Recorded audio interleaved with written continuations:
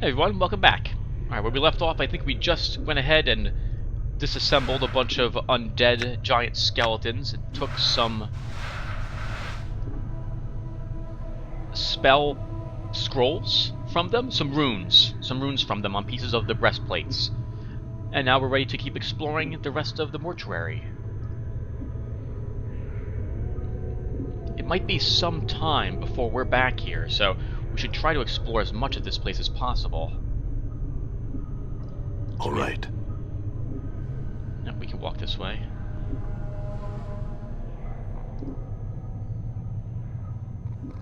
More dustmen. All right. You there, hold! No! All right.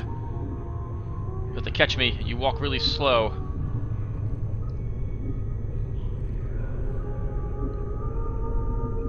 It's fine, I'm with the skull. Yes, they gave up. We're too fast for them.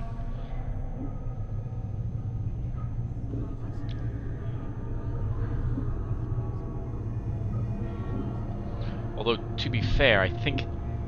Yeah, this is the exit. Okay.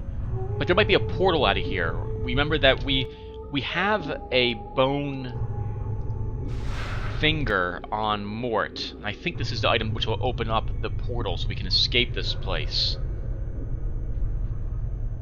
Oh! Hello, we have a wraith.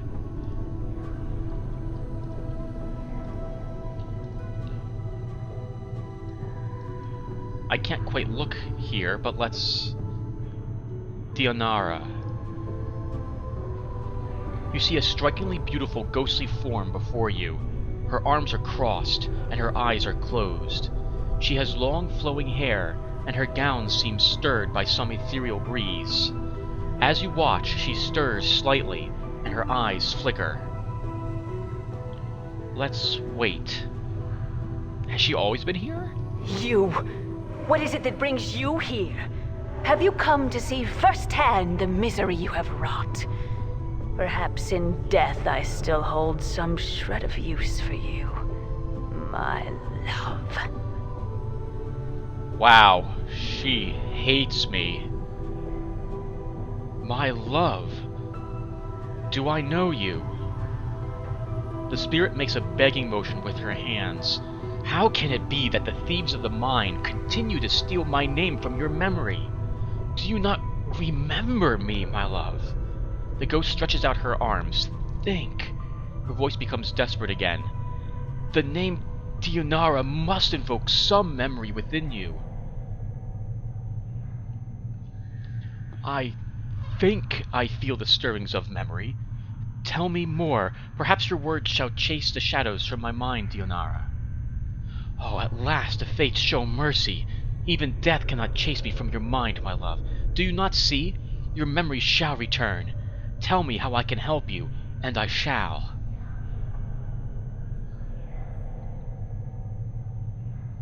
Do you know who I am?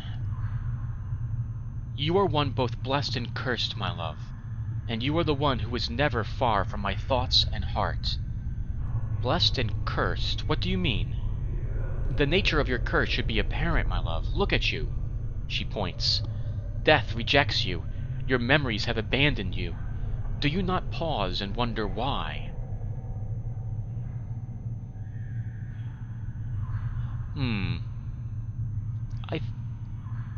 I think I'm interested in what else she can tell me about myself. I don't view endless life as a blessing.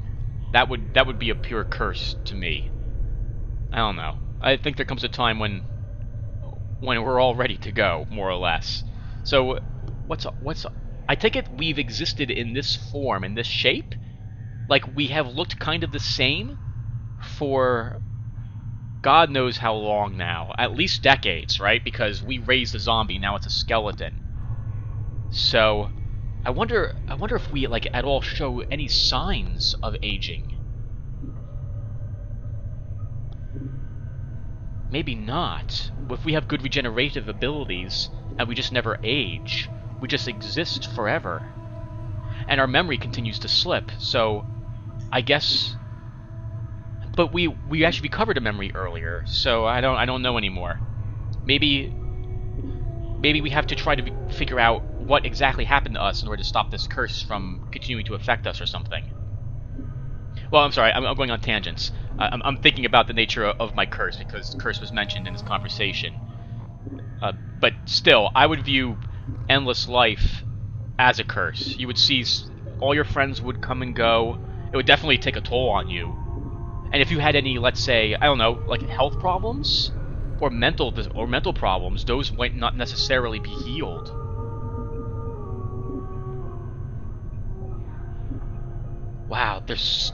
Wow. Can you imagine not remembering who you were or what you were like, and yet you live forever? What would the other bits of you do? Like, okay, I'm sorry, I'm thinking too much on this. Let's get back to the game. I'm still trying to get my bearings, actually. What else can you tell me about myself? I know that you once claimed you loved me, and that you would love me until death claimed us both. I believed that, never knowing the truth of who you were or what you were. And what am I? I cannot... She suddenly freezes and speaks more slowly, carefully, as if her voice frightens her. The truth is this. You are one who dies many deaths. These deaths have given the knowing of all things mortal, and in your hand lies a spark of life and death. Those that die near you carry a trace of themselves that you can bring forth. As Dionara speaks the words, a crawling sensation wells up in the back of your skull. You suddenly feel compelled to look at your hand. As you lift it up and look at it, you can see the blood coursing sluggishly through your arm, pouring into your muscles, and in turn, giving strength to your bones. Gained an ability. And you know Dionara is right. You suddenly remember how to coax the dimmest spark of life from a body and bring it forth. The thought both horrifies you and intrigues you. You remembered how to raise others from the dead. To access this ability, select the Special Abilities button in the Quick menu. You can only use this ability on party members that have died in your presence, and it will not work on anyone who does not travel with you. And it will not work on party members removed from the party while they are dead. I had other questions. Updated my journal. What is it you wish to know? Can you tell me where I am? Where are you? What, you're here with me, my love, as in the times when life was something both of us shared. Now it is the eternal boundary that separates us. Oh, the Dustman mentioned that. Dionara sounds saddened. It is a barrier I feel you shall never cross, my love. It is the barrier between your life and what remains of mine. Oh, so this is the faintest spark of her that is left, and I guess we can recall her here. I guess the majority of her has passed on, and this is some sort of memory or echo? I see. Perhaps you could answer some other questions. Who are you? Okay, so we already had this before, so we'll stick with the same answer. Okay, so we don't have any other questions, so let's see if we can have her help us figure out how to get out of here. I need to escape this place. Can you help me? As you're about to ask Dionara this question, it catches in your throat. Oh, okay, so I was like, it occurs to you that if you tell her you are looking for an escape route, she may feel you are abandoning her. If you are going to ask her how to leave, you'll need to be delicate about it. So I can just still ask the same question. I can just tell her farewell, or I can... Ooh, this is interesting. Dionara, I am in danger. Can you guide me to a place of safety? I shall return as soon as I can speak to you again. In danger? Of course, my love. I will aid you any way I can. She closes her eyes for a moment, and you watch an ethereal zephyr pass through her body, stirring her hair. After a moment, the zephyr dies, and her eyes slowly open. Perhaps there is a way. Yes? I sense that this place holds many doors shrouded from mortal eyes. Perhaps you could use one of these portals as a means of escape. I've heard of these before. Can you tell me more? Yes, a portal is a hole in existence, leading to destinations in the inner and outer planes. If you could find the proper key, you could escape through one of them. A key. Portals will reveal themselves when you have the proper key. Unfortunately, these keys can be almost anything. An emotion, a piece of wood, a dagger of silvered glass, a scrap of cloth, a tune you hum to yourself. I fear that the dustmen are the only ones who would know the keys you could use to leave their halls, my love. Then I shall ask one of them. Farewell, Dionara. Hold a moment. I have learned much when I traveled with you, my love, and what you have lost I have retained. I have not divulged all that I know to you. My sight is clear. Whilst you fumble in the darkness for a spark of thought. And what is it that your sight sees that I do not? Time itself relaxes its hold as the chill of oblivion slowly claims us, my love. Glimpses of things yet to come swarm across my vision. I see you, my love. I see you as you are now, and... What is it? What do you see? I see what lies ahead for you. It ripples through the plains, stemming outward from this point. Shall I speak of what I see? Oh, we have the option to figure out more about what will happen to us in the future.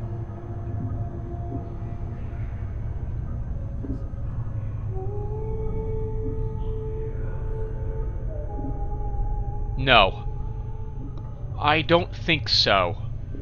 I think my fate will be determined by the actions I do and is not set in stone. I would rather not know. I do not wish to know. The future shall reveal itself in time. You were always so, my love. Already you refuse to heed death's call. Shall time be the next one you spurn? She closes her eyes, and with an ethereal whisper, she fades away. You back with me, Chief? You kinda drifted out on me there. No, I'm fine. Do you know who that spirit was? Eh? Spirit? That specter I was talking to? The woman. You were rattling your bone box with some woman? Where? Mort looks around, excited. Well, what did she look like?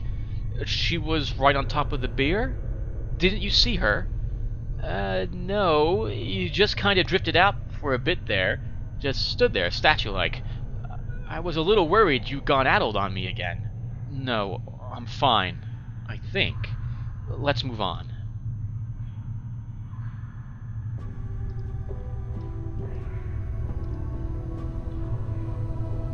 Okay, so I guess she must be hovering around here, and we will be able to come back and talk with her later.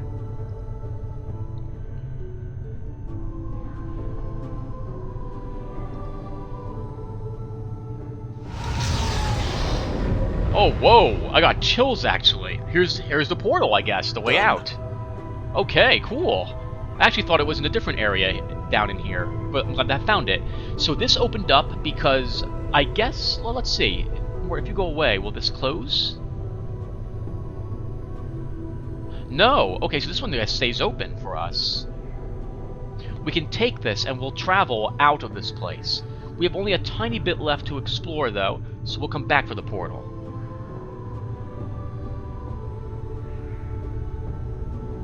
It occurs to me that in this game, this is a fantastic way to introduce a character that we actually did ourselves may have actually loved, but yet, like, it's a great way to give you that sense of amnesia. I don't actually know if I loved her. I never got that far into the game, so I have no idea. How horrible. Can you imagine if you actually, really, truly, absolutely love someone, and then one day you didn't remember anything about her?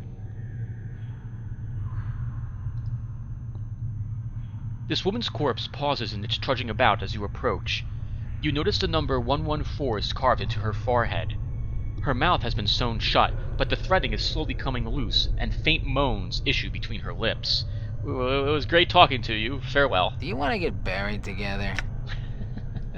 You know, I don't know if I should be concerned that maybe one of these times more might actually hit it off with a zombie. Oh, the portal faded. Done. Alright, let's see if it opens again, if we get close to it. Okay, let's make our way out of this place then.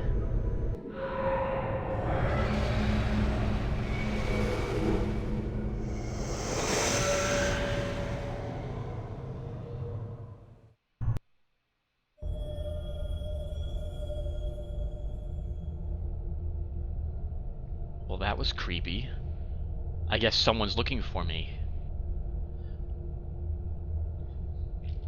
Okay.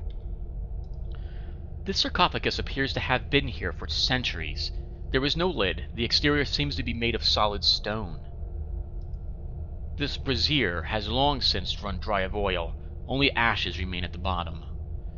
And note that the portal isn't on this side, which means this is a one-way portal. I remember that you need to be careful, because some portals in this game are one-way, and you can't make it back through them again.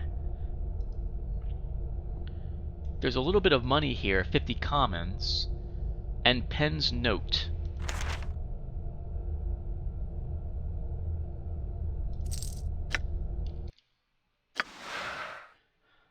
This note has been written with remarkable penmanship upon the finest parchment. Vaxus, if you are reading this, then you have undoubtedly failed in your task and have been forced to use the escape route to Iron Ranged. I told you that your little disguise idea was ridiculous. In any case, you'll need to lay low for a while. The Dustmen may have been deluded, but they are not fools, and they will certainly seek retribution for our intrusion. I've left you some coins. Use them to secure a hiding place, in the Hive, preferably in Ragpicker Square. The Dustmen will be unwilling to look for you there. Once you have secured a new hiding place, I have a new mission for you. Find out where Farad is getting those bodies he's delivering to the mortuary.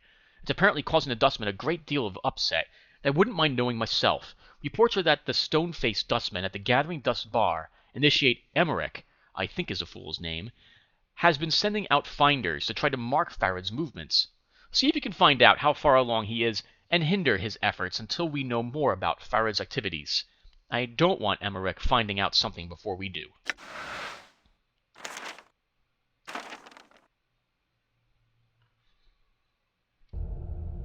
Okay. Alright, I guess that's all we really can do. Let's step outside and finally visit the city.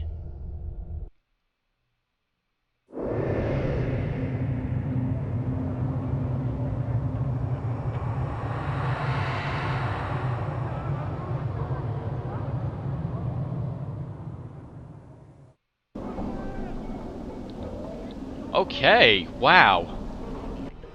So let's pause the game quickly so I can explain maybe what we just saw.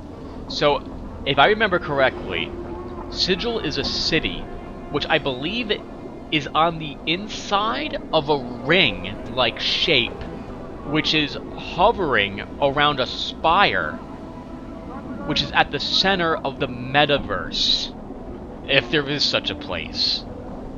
So basically this city kind of curves around on itself.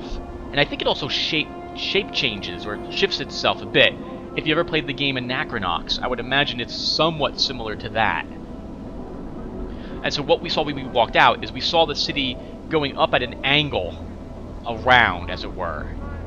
I think if we were to look straight up, we would see the city on the other side, maybe? Or something like that? I think we'll probably get a good idea by talking to people. And speaking of talking to people, we're finally outside the actual mortuary, so let's give a talk to Mort and see if he can help us out with any information he has about where we are located. Hey, what's eating you, Chief? Could you tell me a little bit about Sigil? Sigil's a ring-shaped... Yeah, okay. Sigil's a ring-shaped city that's squatting on top of an infinitely tall spire in what some claim to be the center of the plains. Of course, how it could be at the top of an infinitely tall spire and how the city could even be at the center of the plains raises some questions. Anything else? Sigil's called the City of Doors, mostly because there's a lot of invisible doors that lead in and out of it. Just about any arc, doorframe, barrel hoop, bookshelf, or open window might be a portal under the right conditions. It all depends on if you got a key to open it. Keys? See, I guess the best way to explain it is most portals are sleeping, right? You could walk through them, by them, on top of them, and nothing would happen. Now, every portal has something that wakes it up. That could be a tune you hum to yourself, a loaf of week-old Bitopian bread, remembering what your first kiss was like, and then BAM! The portal gets its juices flowing and you can jump through it to whatever's on the other side. Like, where? Anywhere, Chief. Literally. Any place you can think of. There's a portal there. That's why Sigil's so popular across the plains. Alright, let's get going. Done. Wow. Alright, so I don't know where to start. So let's look at the map. Okay, so we're in the lower corner. So I guess we'll swing about here really fast and see if there's anything down here. Hive Dweller. A lot of people come around here to mourn their dead. There's a right strange dustman at Dustman Memorial who can tell you if someone you're looking for has died. Bury their name for him if you'd like to be remembered. We should talk to some of the peasants and people in Sigil, even if they don't have any... That person is floating. Even if they don't have any names. Dabus. You see a tall creature with a shock of white hair. Its skin has a greenish cast, and a pair of goat horns protrudes from its forehead. It is dressed in long flowing robes, and appears to be floating slightly above the ground. Greetings. The creature turns to face you, and a series of symbols appear around its head. The symbols have a slight glow about them, and they just hover there. Oh, he's subtitled. Oh, for the power's sake, piking Dabus. What's wrong? He's a Dabus. They speak, he refuses. This annoying word puzzles. If you don't know what he's saying, then we better find a native or some other way to communicate with them. If we want to. An annoying bunch. I bet they can speak. They just would rather piss everyone else off by trying to puzzle out what they're trying to say. Well, what's a Dabus? Chant is they're janitors for the Lady of Pain. They float around breaking, fixing, and patching up Sigil according to her whims. They're worse than corpse flies. You can't swan them, though, or the lady will get upset. Lady of Pain? Who's that? She runs the city. You'll know if you see her. She's got these blades around her face. She's about the size of a giant, and she floats off the ground. Just like these guys. Mort nods at Dabus, who is looking at both of you. Nobody knows much about her. She doesn't speak much. All you need to know is that you don't want to make her angry. If you see her, my advice, run. I see. The Dabus waits patiently, its hands tucked into its sleeves. A series of symbols materialize above its head. Then they vanish, and a question mark appears.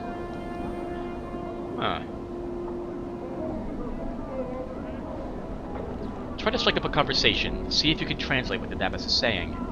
Our intelligence will really play into this. You ask the Dabus several questions, trying to get a feel for the refuses that appear above its head. It is extremely patient throughout your discussion, giving you easy sentences to translate. After a few minutes, you start to get the hang of it. It feels like you've done this before. Maybe you can help me. What are you doing? A batch of symbols appears above the Dabus' head. You think he's saying he's attending to his duty or duties. Can I ask you another question? Oh, nice. He nodded in the game up here. Who are you? The Dabus inclines his head slightly, and a stream of symbols appears above his head. You think he's saying he's a Dabus. Alright, that's all I wish to know. Farewell. Dabus bows slightly, symbols swirl around its head, then it turns away. All right.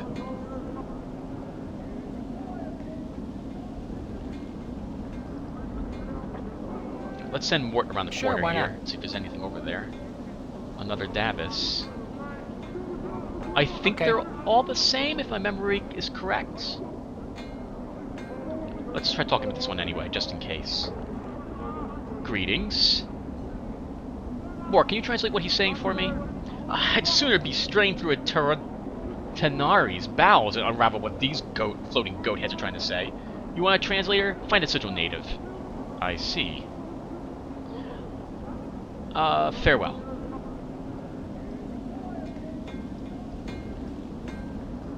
Done. Is this someone's home? Oh, okay, there's a person right in front of me, and another person over here. Angyar. This man looks haunted.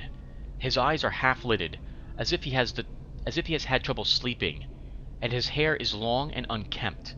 His beard is flecked with bits of dead skin and old bits of food. He doesn't seem to notice you approach. Greetings. The man glances up at the sound of your voice, and his slack expression vanishes. It looks like someone has lit 2 fires in his eyes. What be your business barging into my house? His eyes narrow and his teeth clench. Get, or I'll send you back to whatever grave you crawled from. Calm yourself. I just had some questions. The man's face turns blood red, and then he begins shouting. Are you daft? With a snarl, he spits at your feet. You filthy, scar-ridden dog. Off with you, or even the powers won't be able to save your hide. Oh, farewell, then.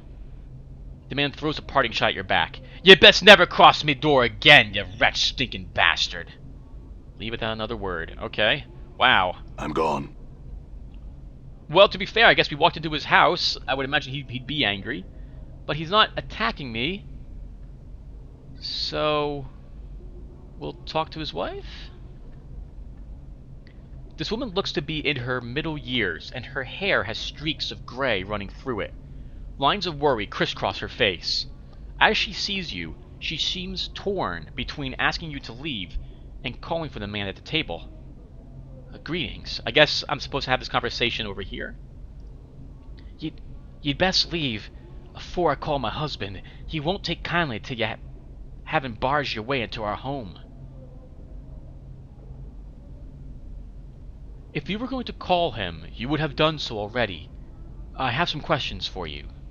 She glances toward her husband, worry in her eyes. I have not the time, stranger. Don't be troubling me with such things. Excuse me, but are you all right? Me? Oh, You'd best leave. Me husband has not been himself of late. You'd best not provoke him with your presence. I spoke with him. He seemed troubled. What's wrong with him? He's been out of sorts of late. A touch of the cough, maybe. She gives an unconvincing half shrug. What's really wrong with him? I think he's done something he regrets. Her worried expression melts into despair. I think he signed one of the dead contracts. I can't imagine what possessed him to do such a foolish thing. Dead contracts?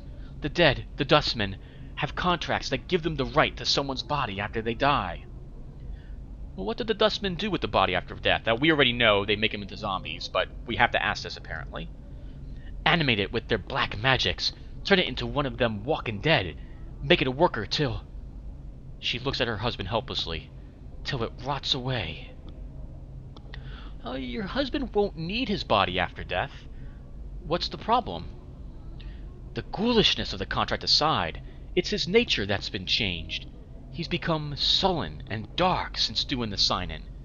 And he can't seem to rouse himself to look for honest work. It's like the lady's shadow hangs on him. Why did your husband sign such a thing? He may have been goat-eager to bring home a little more jink than custom. He's prideful, but I think he's hurt himself more by doing so. Can his contract be undone? She looks at you, surprised, then sighs. I've tried. I've spoken to the dustman. He did give the sign-in with, but he's cold and chill, like all the dusties. He even lectured me on me husband, as if I had no right to try to help him. Her lips become tight, thin lines, as if picturing the dustman's face. He was cold, cruel, he was. Well, let me see what I can do. Who was this dustman your husband signed the contract with? The dusty calls himself Gravesend. I know not his first name. He has a table at the Dustman Bar in the Hive. Gathering Dust, I believe is the place is named. You can most like find him there, trying to get more people to sign his contracts. I'll seek him out then. Where is this Gathering Dust Bar? Updated my journal. Head out to the street outside, go to the memorial stone, then head south and west from there. She taps her finger against her chin. You should run right into it. There's one of them, her face wrinkles in disgust, walking corpses out front. Very well, I'll go see what I can do. I won't turn away such a friendly gesture. She seems grateful, then her worried expression returns. But I must ask ye not to let on I asked ye to do such a thing. Me husband has a terrible temper, and if he were to find out... Oh, interesting. So I don't know if I mentioned this before. I don't think I did. We have the option to react certain ways to people. We can lie and say, I promise that your husband will not find out. Or we can vow that same thing. What we do here, and then how we act after, may determine if our alignment shifts. Normally, in Dungeons & Dragons, your alignment never shifts.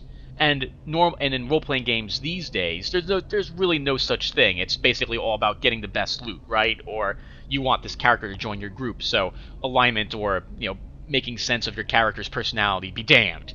But in this game, your alignment at least, can shift.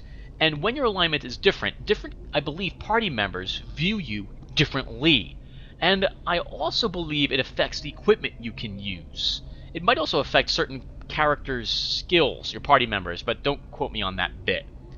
I usually try to play my characters as neutral good or chaotic good, and I'll probably be trying to do the same thing here.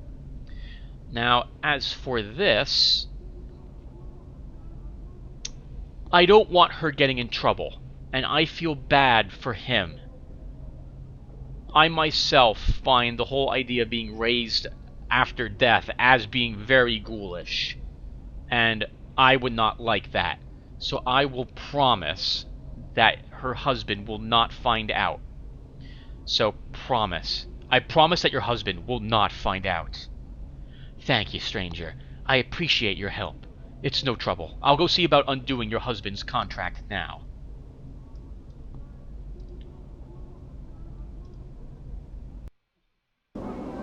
Okay, we'll pretend that we had that conversation, that we saw her walking toward the house, and we asked her some questions, and we found out it was her husband, and we talked with her out here, because that would make a lot more sense than us just talking straight to her right next to her husband.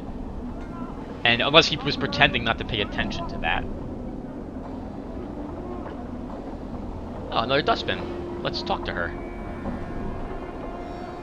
You see a somber, pale-faced dust woman in black robes. She is staring into the distance and doesn't appear to notice you. Greetings. Yes? I had some questions. She folds her arms into her robes and waits. Do you know someone named Farad? Updated my journal. Farad is a collector. The woman studies you for a moment. If you wish to know more of him, I am told that Initiate Emmerich in the Gathering Dust Bar also seeks him. It may be that he can help you. Where is the Gathering Dust Bar? Gathering Dust Bar. Wow. Gathering Dust Bar? As one leaves the mortuary front gate, head south and west. It lies past the memorial. Very well. I will seek it out then. Done. Done. So we should find the entrance then to this place. Because we walked out of a portal area. Frightened hive dweller. You see a man in tattered clothing. As you approach him, he suddenly stops and begins to look around, frightened. Greetings. The man looks startled, then takes a step back. Eh? Oh, what you be wanted, Cutter? His voice is shaky, and he seems to be taken aback by your scars. I've nothing on me, so's I don't, and my rags are not worth the trouble. Calm yourself. I'm not here to rob you. I had some questions. He keeps a safe distance, and his eyes dart from side to side, as if expecting something to step out from the shadows. Questions, you said? And, what might those questions be? Can you tell me about these slums? Eh? He looks at you warily, then his brow furrows in confusion. What, you be wanting to know about the hive, Cutter? Sure, yeah. Why is it called the hive? He looks puzzled. I don't know. He looks frightened that he doesn't know the answer. Mess of streets. Mess of people, mayhap. Is there anything of interest here? It depends. Depends on what you'd be finding interesting, Cutter. I'm looking for work. He thinks. Precious little honest work to be found round here, Cutter. You can hunt some brain vermin for some coppers. Pass them off to the office branch of vermin for some jink, to hear tell. But messing with the brain vermin's dangerous work, though. You can also gather some debtors round the hive, take them to the mortuary for some jink. Brain vermin? Ah, nasty little critters. He bears his teeth like a rat. He looks pretty foolish. I made the face. I probably look just as like foolish too. Alone, they're barely nothing at all. It's just when brain vermin get together, they get all smart. The more of them are around each other, they start getting as smart as a human. He shakes his head. Nobody in their right mind wants that to happen. Hazard to everyone's health, it is. What other work is available here? Alright, so he's going to say the same thing. Where is the branch office? It's next to the hive market. Go Spire Ward. That's south and west of the mortuary. 3 or 4 blocks. And yell dead end into it. The rat catchers mither about in front. Can't miss it. Okay, so Spire Ward is clockwise. Thank you. Can I ask you one other question? Oh, what would you know? Do you know someone named Farid? Name's not one I know, Cutter. Who is he? He's a collector, I think. Well, then he most likely has his kip in Ragpicker Square, then. You might want to look there. During the day, that is. Not a nice place at night. Where is Ragpicker Square located? It's a few blocks from here. Go west from the mortuary as far as you can go, and you'll run right into it. Careful when you're around there, though, Cutter. The collectors there don't always wait for a body to die before collecting them, huh? Understood. Thank you. He licks his lips as you turn to leave. Cutter, you think he studies you for a moment. You think you could spare a few coppers for a blood who helped you on your way? Not many around here do that for a fella. Enough for a man to wet his tongue after all that talking, eh? Yeah, let's give him 5 coppers. That was really helpful of him. He glances around to see if anyone saw the exchange, then tucks the jink into the folds of his robes. Thank you kindly, Cutter. May the lady's shadow pass you by. Farewell. Oh, I hear someone talking. Oh, All right. I remember her. Is this the entrance? Because if this is the entrance, then we might be able to find a Dustman's bar. This door has been sealed. Dustman. Done. Alright, let's walk up and see if this is the entrance to the Dustman's actual mortuary. The mortuary window. It's so dirty and stained with soot that it lets no light through. Okay, we found the mortuary. So let's explore in here. And then I guess we'll call it a quick session. I'll compress and see how my voice was doing, because the music to me sounds extremely loud. Right, let's talk to one more Dustman as well. You see a somber, pale-faced dust woman in black. Oh, okay, I think we talked to her. Greetings. Yeah, okay, so it's the same thing. I'm not going to ask random people on the street if they've seen a book. That's just ridiculous. I'm gone. Oh, you know what I can do before we end? Let's take a look at our journal really quick. Let's look at our beasts, and let's look at the NPCs. Because we've seen a bunch of people now, so we have a bit of information here about these things. Wow. Alright, so let's look at a few things here. We'll read, I think, 5 of these, and we'll do that every session. So let's start with a collector. Collectors are the pathetic remnants of humanity, cast adrift in the hive.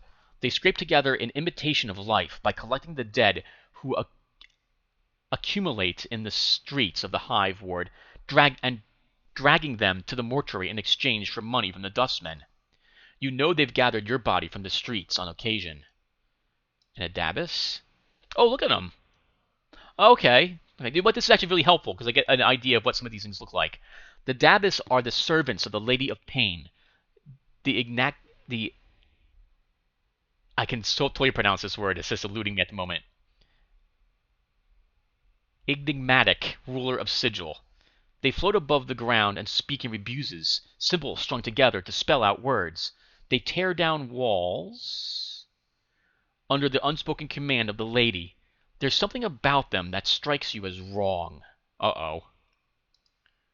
Dionara. The ghostly apparition, Dionara, claims she knows you, that you are her love. Whatever keeps her on the physical plane must be powerful indeed for her to stave off death for so long. Dying does not seem to have improved her disposition. Doll. Oh, look at him! This floating chair. Ah, that is a massive book.